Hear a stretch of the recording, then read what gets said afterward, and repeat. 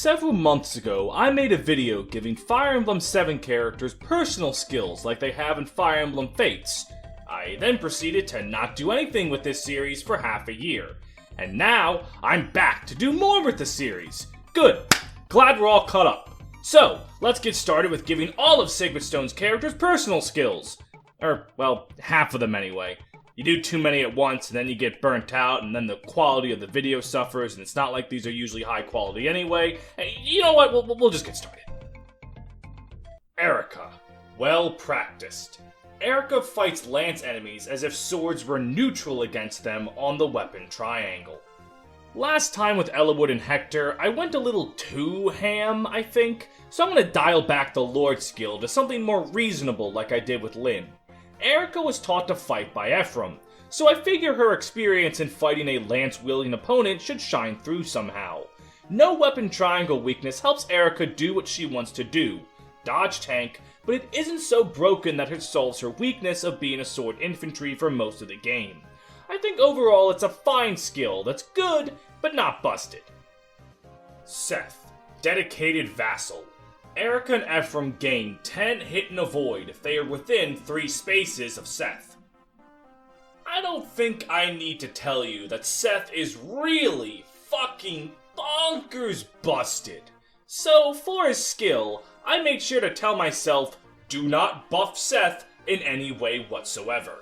So instead, I opted to give him a skill that helps support the twins, making him a sort of passive buff bot. Protecting the Lords fits perfectly in character for him, so I think all in all it works out very nicely. Franz, eager to please. Franz gains an extra 2 strength if he is fighting near the Knights of Renee, those being Seth, Kyle, or Forde. Franz is a big fanboy. A Franz boy, if you will. He idolizes Seth and Forde to be these model knights, and pushes himself to be as good as they are.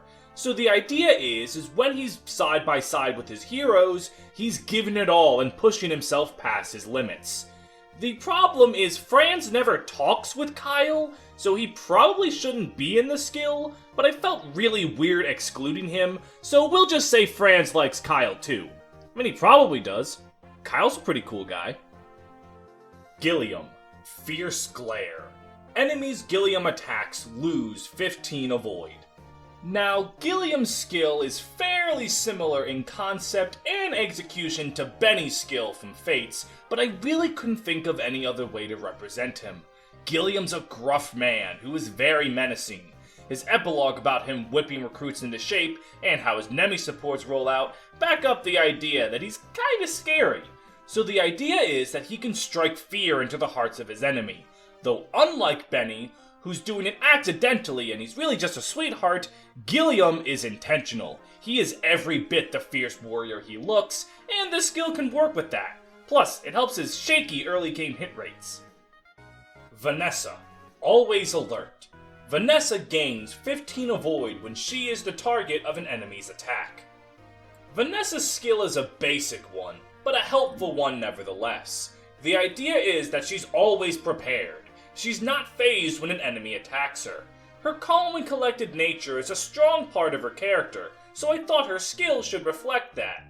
Vanessa does have a bit of a snarky side that can show sometimes, namely with Forde, but I thought her dutiful nature as a Knight of Frelia was more what I wanted to go off of for her.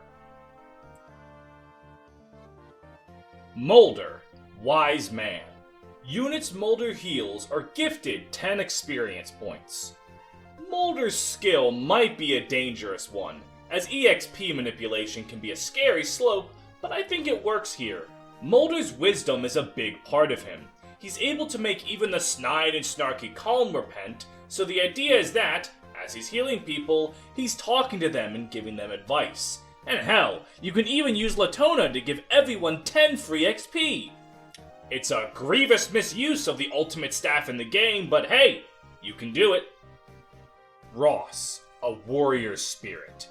Ross gains an extra strength point every kill, capping at +5. Resets every 2 turns. It wouldn't be a Fire Emblem game without giving the child some bloodlust. Ross is a scrappy young lad, So the idea is to give him more power the more he's in the thick of the action, which given Ross's character is exactly where he wants to be.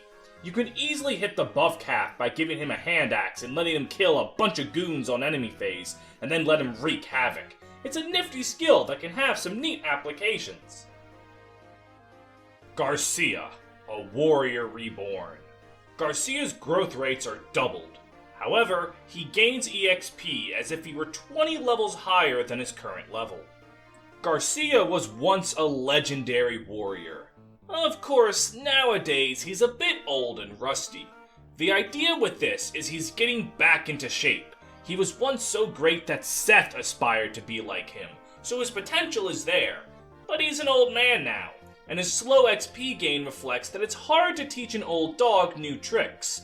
But hard and impossible are two different words. Feed Garcia some boss kills and he'll be back in his prime in no time.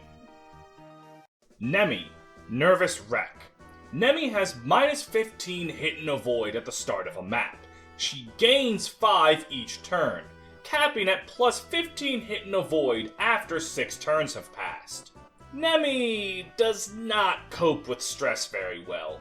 And being in the middle of a war zone with dragons, zombies, and all that other shit is not the best of times. The idea I'm shooting for is giving Neimi weakened stats to show she's nervous, but as the fight goes on, she starts to collect herself and grow more confidence, ending with a buff. I think it's a nice way to show Neimi's crybaby attitude, but also the inner strength she inherited from her grandfather. Colm, Pickpocket. Colm has a 15% chance to find 1,000 gold every time he attacks an enemy. Money is never really an issue in Fire Emblem. Sacred Stones in particular is very generous with the amount of money it puts in your pockets. So Colm, being a punk who likes to steal, can steal as much money as he wants without it being too broken. The idea is that, while it's fairly useless in the main game, it does help post-game, as those stat boosters can cost a really pretty penny.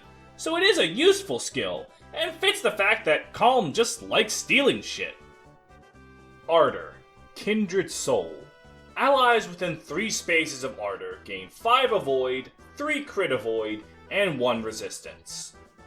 Ardor was tough to make a skill for. It's not like he doesn't have a charming personality or anything, but I just wasn't sure how to make it into a skill. What I ultimately decided to do was make him a helpful presence, as the entire reason he became a monk was because a monk helped him when he was a crying child. So Ardor is just a nice guy, and because of that people get avoid, and magical resistance. Yeah, it's a bit of a weak one, but it still works. Kind of. Lute, Prodigal Mind. Lute gains weapon levels twice as fast as other units. Hey, I don't know if you know this, but Lute is intellectually superior. A real brainiac. An unironic, clearly you don't own an air fryer kinda gal. So for her skill, I decided to let her knowledge flow and make her get the hang of difficult spellbooks much more easily. I figure if she's so smart, she should be able to learn things faster. It's not a very complex skill, but one that meshes with her character well and yields some helpful fruit. Natasha, Woman on a Mission. If Natasha were to take fatal damage, she will dodge the attack. This only happens once per map. Natasha was a bit tough to work with, as her main character trait is that she's serious. She doesn't really joke or laugh, she's just in her own zone doing her own thing. So I decided that her master dying right in front of her and giving her his dying wish sounded like the right thing to make a skill off of. Her dedication to ending the conflict means she won't die so easily. A free, one-use miracle helps complement her abysmal bulk, and kind of portrays her dedication and determination to her cause. Joshua, a true gamble. Joshua gains double the shown amount of gold at the arena. He also loses double the amount. Another skill that has to do with gold intake, and I think it really does Joshua's character well. He was born a gambling man, and as such, giving him a skill that encourages gambling away his money, and his life, seems perfect for him. Sure, it's highly situational, only having 2 maps per playthrough with an arena in it, but I think the flavor outdoes the lack of practicality on this one. Forde, Power Nap. Forde can fully heal himself on command. However, he will be under the sleep status the following turn. Forde really likes sleeping, much to the chagrin of his buddy Kyle, so I figured why not give him the move Rest from Pokemon. He heals up to full, but as a cost, he's asleep. Only for 1 turn though, instead of 2 like the Pokemon move. A free elixir is a powerful thing to have, and you could even mitigate the drawback by using a Restore Staff on him. Though I guess if you were going to do that, you could have just healed him with a staff. But hey, that wouldn't be nearly as cool. Kyle, Worrywart. If Eirika or Ephraim are below 50% health, Kyle gains 2 strength and speed. If you were to look up the word fuss budget in the dictionary, I'm sure you'd find Kyle's face there. So, for the man who sweats the small stuff, I figured he could harness that stick-up-his-ass attitude into damage, giving him an offensive buff. The +2 speed is particularly helpful with him, as Kyle struggles with speed early on. So just beat Eirika or Ephraim within an inch of their life, and boom! Problem solved. Orson, A Lover's Heart. When Orson is below 20% health, he gains 5 defense and resistance. This skill changes when he becomes an enemy, into Orson, a Hollow Heart. This skill does nothing. Orson misses his wife. He misses her a lot. So for his skill, I wanted to incorporate his broken heart into it. His normal skill would buff his defenses. The idea is that he wants to make it home, because he knows he has someone waiting for him there. But with his wife dead, his desire to survive dies with it, and his empty heart yields him no benefit. It's a sad skill for a sad man. That wraps up our first episode for Sacred Stones. I hope you guys enjoyed my ideas, and if you have any of your own, let me know in the comments. Those are always fun to read. I'll see you guys for the rest of Sacred Stone's roster when I do part 2. If trends are to be believed, we'll see that in about July of next year. Thank you very much. Hey, I have a Patreon, and if you want to give me money and help support the channel, I'd really appreciate it. Links in the description. I also have a Discord server, so you can be cool there too. Alright, time for the end of the episode, meme. I know that's why you're here.